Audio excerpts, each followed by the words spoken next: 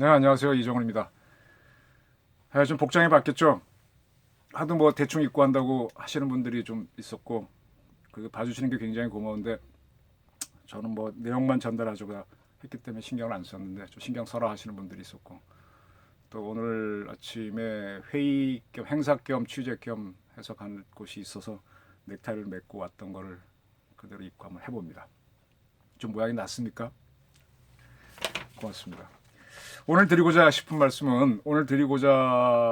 하는 주제는 검찰 개혁입니다. 제가 몇 차례에 걸쳐서 공수처를 만들면 우리나라에 두 개의 검찰이 존재하게 돼서 내전이 일어난다. 그다음에 공수처는 제2의 사직동 팀이다. 괴물이다. 그거보다 더 강한 조직이다. 이거는 대한민국 민주주의를 해친다. 전체주의로 갈 수 있다. 이렇게 지적을 했습니다. 이제 그러한 문제점들이 이제 서서히 부르지기 시작하는데요. 우선 오늘 검찰이 유재수 사건 관련해서 조국 전 법무부 장관을 불구속 기소했다나요. 그리고 김웅 법무연수원 교수로 있던 검사는 검사 내전을 썼던 그 사람은 검찰 개혁은 사기극이다라고 반발을 하면서 이제 검사들이 집단 반발하는 모습을 보이고 있습니다. 네. 이거는 그 민씨 정권 시절에 조선 말기에 고종 때 고종이 참 저는 답답한 정권이라고 보는데 그 민비가 들어와서 민씨들이 권력을 잡고 있을 때 어떤 뭐 개혁 개방을 해보겠다고 해서 서구식 군제를 도입해서 훈련을 시키니까 한 나라에 두 개의 군대가 있어도 내전이 벌어지거든요. 차별을 받게 된 구식 군대들이 대원군을 앞세워서 쿠데타를 일으킵니다. 그때 뭐 도망가죠. 민비도 도망가고 난리가 났었죠. 그와 비슷한 사태로 갈지 안 갈지 모르지만 대한민국은 검찰 싸움이 벌어집니다. 아직 공수처는 만들어지지도 않았어요. 6개월 후에 만들어지니까 6월쯤 뭐 7월쯤 만들어질 수 있는데 법이 그때서 발효가 되니까 그 전부터 이제 시작이 되는 거죠. 다시 말하면 우리 대통령이 뭐라 그랬던가요? 윤석열은 초법적이고 조국에는 마음의 빚이 있다 그랬는데 이 공수처를 추진했던 조국 전 법무부 장관을 뭐 사건으로 불구속 기소하고 계속 거는 거죠. 계속 거는 거죠. 그다음에 며칠 전에는 검찰이 경찰청을 압수수색하고 이제 수사기관끼리 막 내전에 들어갑니다. 예, 그래서 개혁이 어려운 겁니다. 아무나 하는 게 아닙니다. 이건 기가 세고 권력을 딱 쥐고 꼼짝 못하는 논리를 갖고 해야 됩니다. 그리고 정무적인 감각도 있어야 됩니다. 저는 문재인 정부를 보면서 참 많은 걸 정무적으로 판단을 해요. 정치 논리를 앞세워가지고 이걸 해야 된다, 저걸 해야 된다. 특히 남북 관계에서 그러는데 국제 관계나 남북 관계를 움직이는 기본적인 거는요 힘입니다. 군사력입니다. 그 다음에 군사력을 기반으로 한 외교력을 하는 겁니다. 내 정치, 대한민국에서 통하는 정치는 대한민국 국내에서 통하는 건데 보통 선거를 해보면요. 쉽게 말하면 우리나라도 양당제라서 51대 49로 승부가 갈립니다. 근데 뾰족한 수가 없으니까 51%를 먹은 세력이 정권을 잡고 100%를 휘두릅니다. 근데 이 사람들이 착각을 해요. 내가 왕이니까 다 한다. 내가 킹이니까 프레지던트니까 다 한다 그러는데 사실은 자기 지지 세력은 51%. 그것도 들쭉날쭉 왔다 갔다 합니다.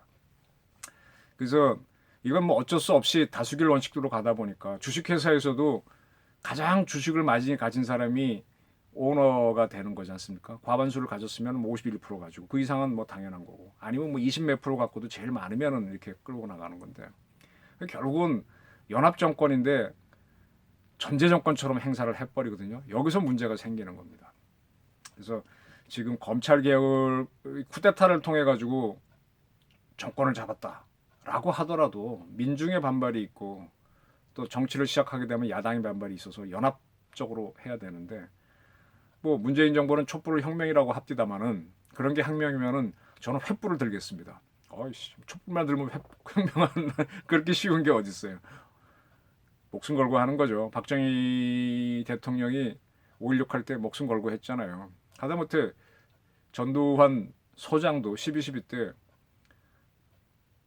육군 참모총장 격 계엄사령관을 체포 명령을 내리는 거 잘못하면 자기가 바로 한 방에 가는 건데 목숨 걸고 하는 건 겁니다. 근데 뭐 그때 목숨 걸었나요?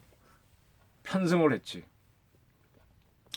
그래서 어쨌든 그 혁명을 하지 못한 사람들이 이렇게 무리를 하다 보면은 무리수가 생깁니다. 그래서 정치적인 타협을 해야 되는데 거기에선 타협을 해 자꾸 밀어붙여버리고 남북 관계에서는 정치적으로 어떤 정무적인 판단을 한다.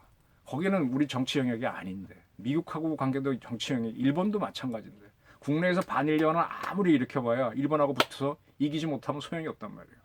그게 국내 득표는 도움이 될지도 몰라요. 지금 검찰 개혁도 말입니다. 검찰 개혁은 지극히 국내적인 문제입니다. 여기는 우리 국내의 민주주의 원칙이 그대로 적용돼야 됩니다. 근데 두 개의 검찰을 만들려고 해요. 공수처라고 하는.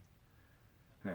검찰과 경찰을 합쳐놓을 수 있는 희대의 괴물을 만듭니다. 괴물을. 여러분들은 지금 아직 현실화 안 됐으니까 모르죠. 그리고 그게 고위공직자만 조사하고 수사할 텐데 나는 뭐 그러지만 그 여파가 어떻게 미친다는 건 박정희 시절을 기억하시면 됩니다. 박 대통령이 어떻게 했어요?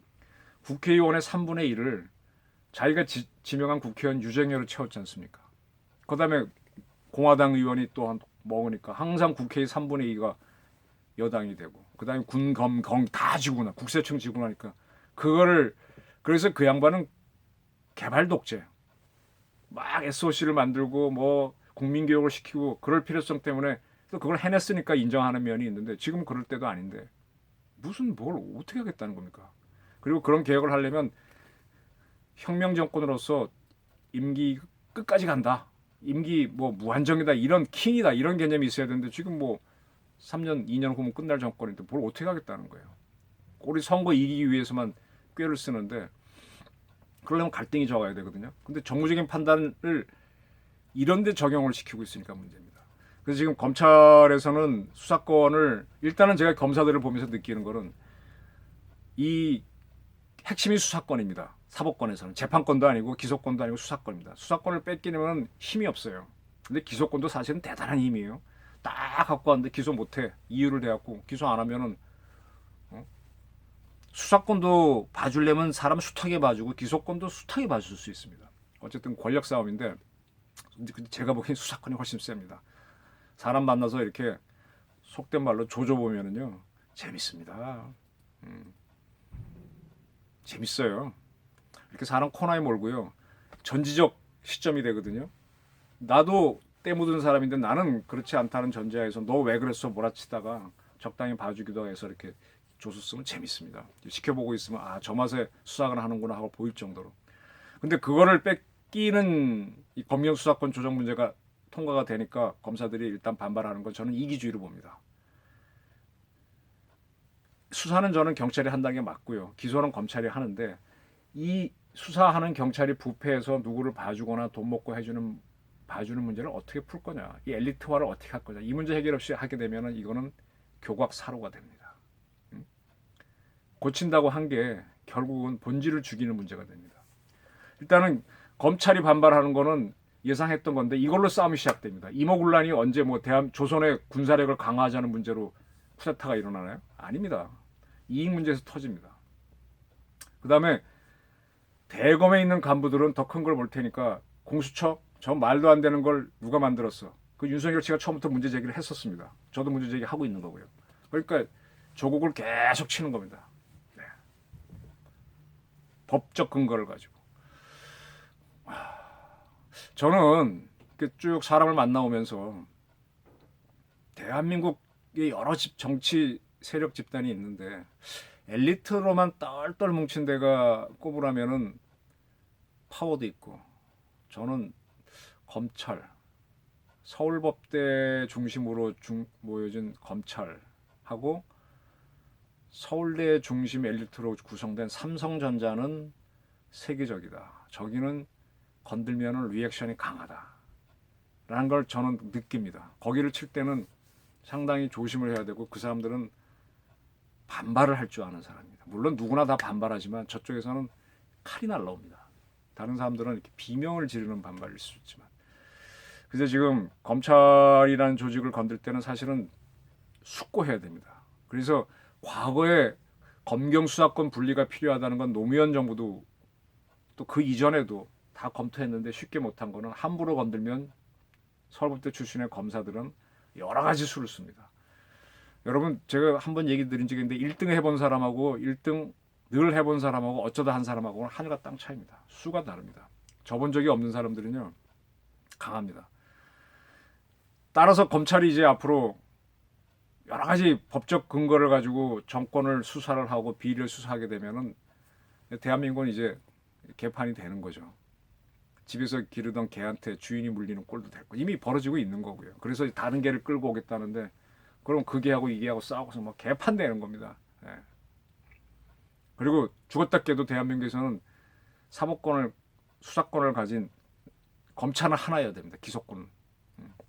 그 원칙을 이 정부는 개혁은 하나 하는 것도 힘듭니다. 검찰과 경찰의 수사권 조정도 굉장히 어려운 문제예요. 이거를 몰라서 하는 게 아니라 정부 혼란이 올까봐 정무적 판단을 해서 안 했던 건데 이걸 해버렸고요. 두 번째 공수처까지 괴물을 지금 집어넣고 있습니다. 아 이거를 박정희도 이렇게는 못합니다. 전두환도 딱 해보면 아 이건 해봐야 혼란커 안 합니다. 근데 그걸 했어요. 그렇게 지지율 높지 않은 정부가 지난 대통령 선거에서 홍준표하고 안철수가 얻은 표를 합치면 문재인보다 많습니다. 어떻게 보면 범보수가 아직도 많은데 이걸 그냥 밀어붙이고 있거든요. 이건 그야말로 정치적 판단을 해야 되는 건데 판단을 안 하고 지금 가고 있습니다. 그 혼란은 우리 국민이 뒤집었을 겁니다. 그리고 사이로 총선에서 이제 그게 한번 누가 이기냐에 따라서 이제 정부 여당이 이기면 내가 옳다 하고 밀어붙이겠죠. 근데 이게 순순히 밀리지 않을 겁니다. 큰 갈등이 일어날 거고 만약에 졌다 그러면은 개혁 실패함으로 해서 정권이 우르르 무너지는 위기로 갈 수가 있답니다. 정권이 무너지든 뭐든 상관이 없는데 대한민국이 흔들리는 거죠. 북한을 흔들어서 남북 통일을 하자고 그러는데 그냥 우리가 먼저 무너지고 지난 박근혜 정부 때도 촛불 때문에 뭐 통일은 대박입니다 하고 통일을 하자 그래놓고 자기가 먼저 무너지고 뭐 북한 지원해서 뭐 연방제 통일하겠다고 하는 정권이 지가 자빠지고 이런 거를 왜 초래하냐 이거예요. 꼭 막말로 똥인지 된장인지 찍어 먹어봐야 아나요? 찍어 먹어도 잘 헷갈리니까 너도 먹어 다 똥 찍어주고 난 다음에 그때서 똥이네 하면 바보잖아 이거. 냄새 안 맡고도 딱 알아야지. 그 전문가가 그래서 리더가 필요한 거죠. 고집대로 가지 말라고. 아 지금 대한민국 갑갑합니다. 갑갑합니다. 제 옷차림은 깨끗한데 마음은 참 이 참 무능한 선장 뭐랄까요. 차라리 기차를 타고 있으면은 레일 위로 가니까 가는 동안은 똑바로 가겠죠. 근데 앞에 뭐 장애물이 있는데도 서지 않겠다 그러면 문제가 있겠지만 배나 자동차는 자기 마음대로 가지 않습니까? 뭐 꼭 그런 거 탄 기분이에요.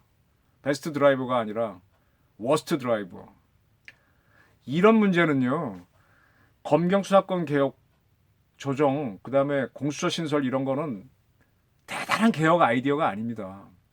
이거는 하려면 정무적인 판단을 해야 되기 때문에 정보기관에서 사전에 쭉 여론조사를 해도 이거 해서 반발이 커서 교각사로가 되면 하지 마십시오 건의를 했었어야 되는 건데 그런 건의를 할 수 있는 기관이 국민들은 모르니까 국정원이 미리 쭉 전화 걸어서 여론조사해갖고 이렇게 올려서 대통령이 이렇게 자제하고 왜냐하면 했다가 더 손해니까 판이 커져가지고 반발이 많아지니까 이 기능 죽여놓고니까 이게 가는 겁니다.